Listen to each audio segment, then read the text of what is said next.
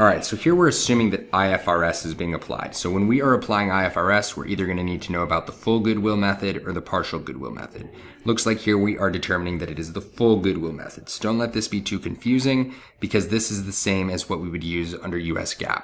So what are we calculating here? Well, let's look at our answer choices. We're either going to be looking for a gain or goodwill.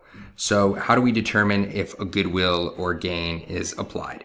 So we need to use the total fair value, 100% of the assumed purchase price, less the fair value of the net identifiable assets that we are receiving in this transaction. So we have our $3 million, which is going to be reduced by our fair value of net identifiable assets. So that's going to be reduced by 2.8 million. How do we know that this is applied to goodwill and not a gain?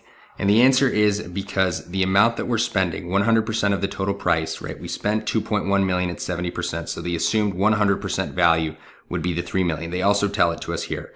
This is greater than what we're receiving. So we are receiving the fair value of the net identifiable assets at 2.8 million. So the excess amount of what we're spending over what we are receiving in our assets is going to be applied to goodwill. Had this said something like the total price was 2.7 million, then a gain would have been applied here because what we were receiving would outweigh the total 100% value. So B, 200,000 goodwill is correct.